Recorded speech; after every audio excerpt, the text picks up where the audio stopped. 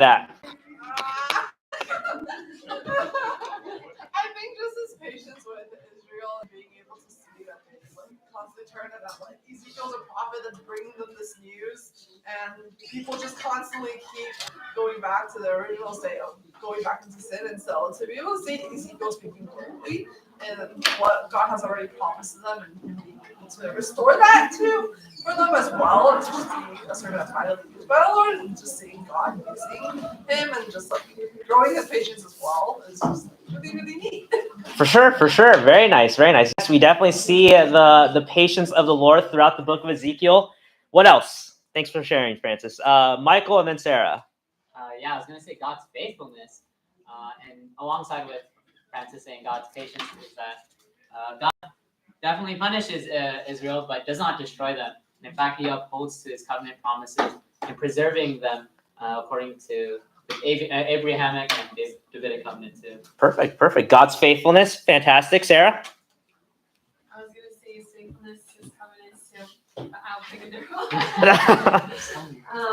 I think one of the lessons that stood out to me a lot in terms of like application-wise is the one prior, and you were talking about like they're judged for pride, and then like Alexander was throwing like rubble into the ocean. Yes, that's right. And I just thought it was really cool how like throughout Ezekiel, like when we talk about the past and looking towards the future, that it's all really relevant for us in the historical standpoint and in the practical standpoint too, where we can learn from these things and apply scripture. Fantastic. Certainly. There's a lot of sins that we probably have gone through. Pride is one in which we constantly go back to. Certainly. All right, let's hear one more.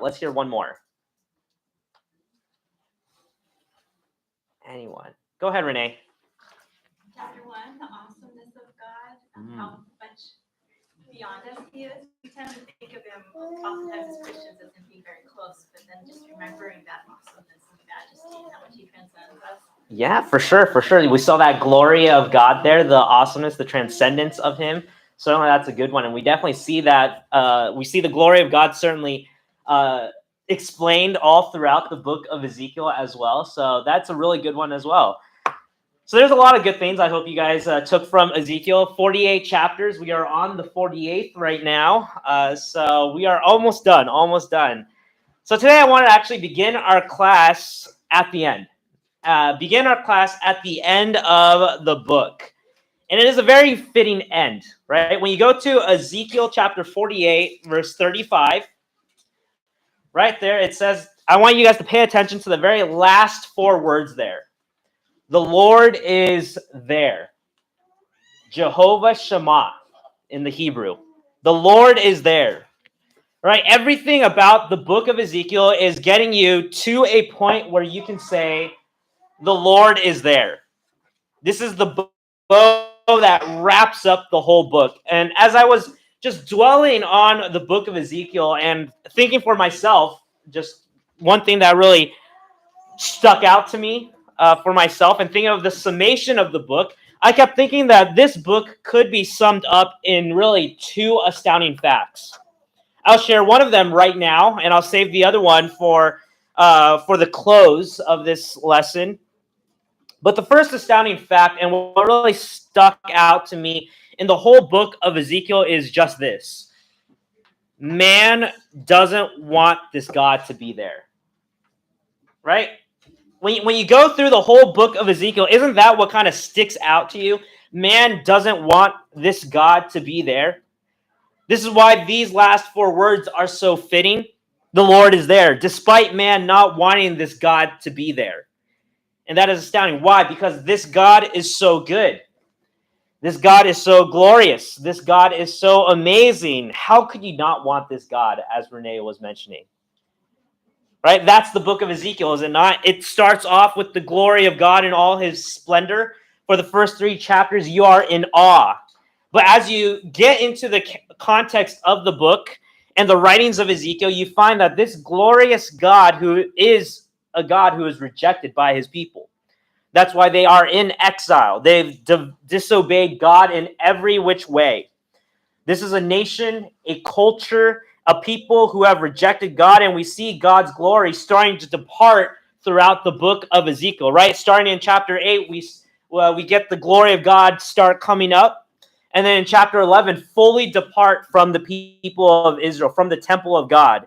Not because God was desiring to leave, but because the people forced God out with all their idolatry, sin, and disobedience.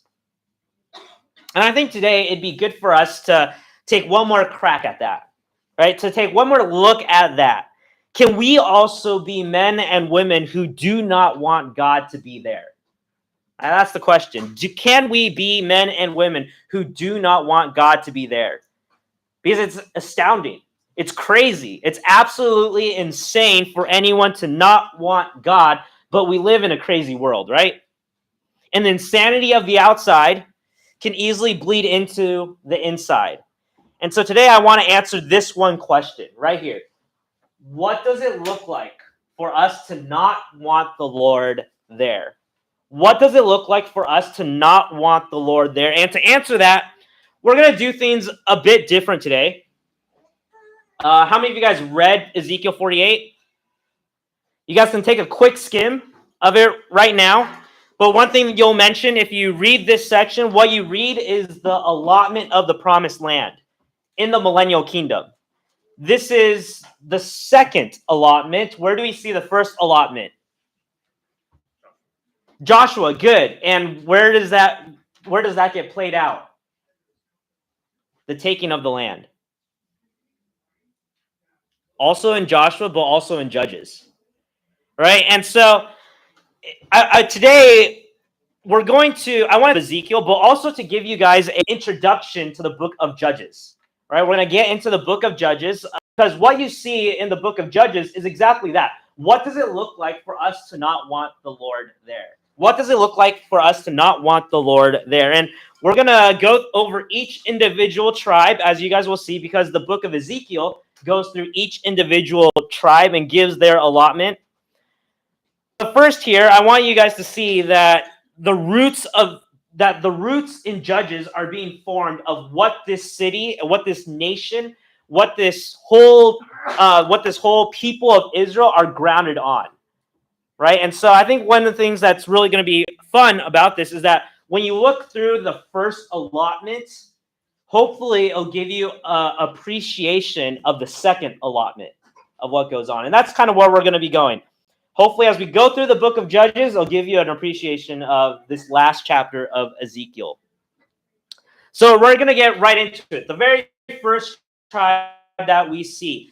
Go to Ezekiel chapter 48, verse 1. It says this, now the northern extremity beside the way of Hethlon to Lebo Hamath, as far as Hazar Enon at the border of Damascus, toward the north beside Hamath, running from east to west, Dan, one